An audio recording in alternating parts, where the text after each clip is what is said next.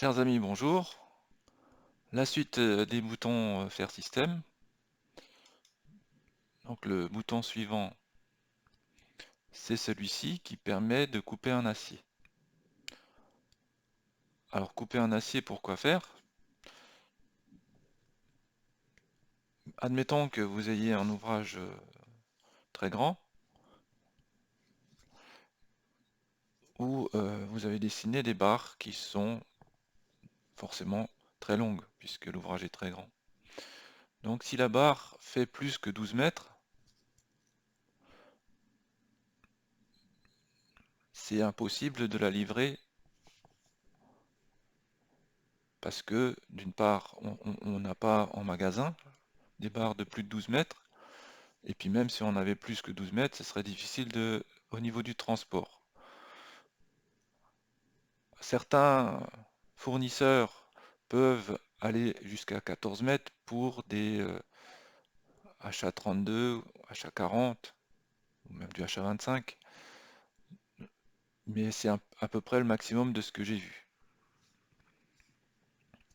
Donc généralement, on se limite à 12 mètres. Donc on est sûr d'y arriver.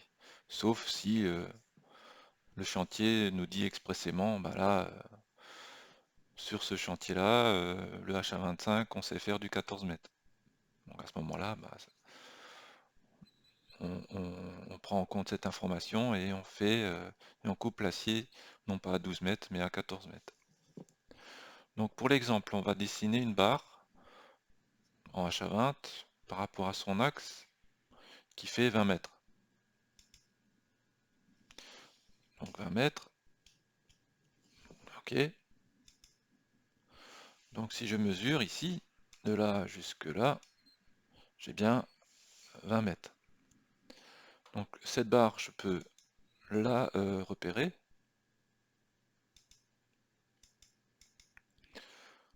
Pour l'instant, j'ai dit qu'il y a un seul acier, hein. C'est pas le sujet. Et j'ai mon acier de 20 mètres qui a le repère numéro 1. Donc c'est une barre droite, toute simple. Et on va voir au niveau de la nomenclature comment ça se génère. Donc ici, on veut le repère numéro 1 et on précise ici que le recouvrement entre deux éléments d'une barre en HA, c'est de 50 phi. Et voilà, donc en fait, le schéma il se met de cette manière-là. On dit que en tout ça doit faire 20 mètres et que bah, dans 20 mètres c'est plus que 12 mètres. Donc à ce moment-là, il faut rajouter un recouvrement de 1 mètre. Parce que 1 mètre c'est l'HA20 fois 50. Donc 20 fois 50, ça fait bien 1000. Et donc on a une barre de 20 mètres qui est dessinée et pourtant dans la nomenclature, bah, il compte 21 mètres parce que bah, le ferrailleur il ne saura pas fournir une barre de 20 mètres. Donc il va fournir une barre de 12 mètres et le complément qui se recouvre d'1 mètre. Voilà. Donc si cette façon de faire convient à tout le monde, pourquoi pas? S'il y en a qui disent ah bah non là vous n'êtes pas fatigués les gars, moi j'aimerais bien avoir la barre de 12 mètres dessinée et puis la barre correspondante, la barre qui la reprend également. Donc à ce moment-là, vous utilisez le petit bouton couper un acier, vous cliquez sur l'acier, il vous demande la valeur du recouvrement, 40, 50, ce qui convient. Donc mettons 50.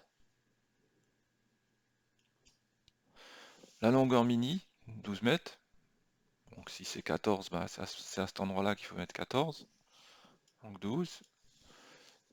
Et puis on se rend compte que le système a sectionné la barre numéro 1 en une barre de 12 mètres et une autre barre qui se recouvre avec la précédente qui fait 9 mètres. Donc le résultat c'est le même qu'avant, hein, mais au niveau de la nomenclature, je vais faire une nomenclature générale. Voilà. Hop.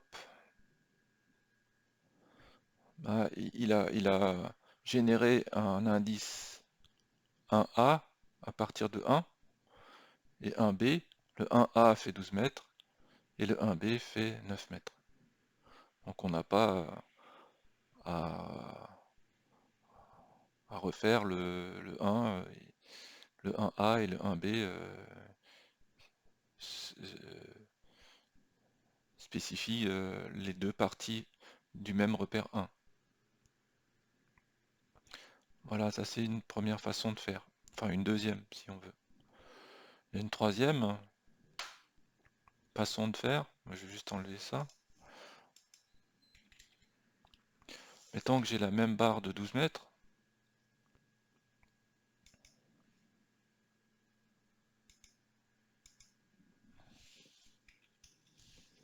De 12 mètres, je me suis trompé, c'était 20 mètres que je voulais faire.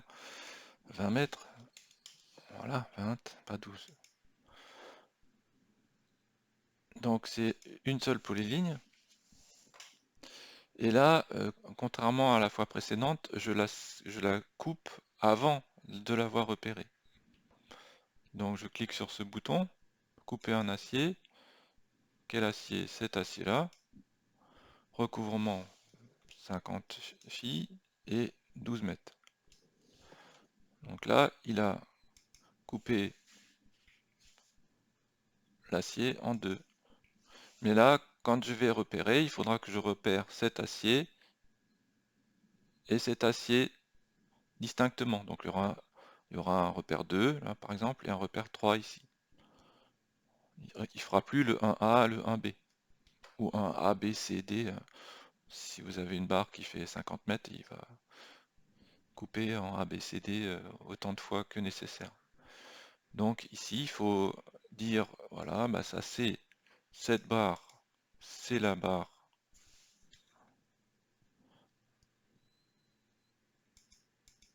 de et cette barre, c'est la barre 3. Donc au niveau de la nomenclature, ça se présentera comment? Donc on a toujours le 1A et le 1B de tout à l'heure. Une barre qui fait 12 mètres, une barre qui fait 9 mètres. Et le 2 fera 12 mètres et le 3 fera 9 mètres. Voilà. Donc la première méthode que j'avais montrée, bah, c'est la plus facile pour celui qui fait le plan. Après, sauf erreur de se débrouiller, si on veut. La deuxième méthode, bah, ça facilite déjà la tâche pour le ferrailleur, puisque on a deux repères distincts, même si ça reste un. Et puis la troisième façon, bah, on a deux repères distincts, et là, le ferrailleur n'a plus à réfléchir. Donc à vous de voir. Très bien, merci pour votre attention et à bientôt pour un nouveau bouton.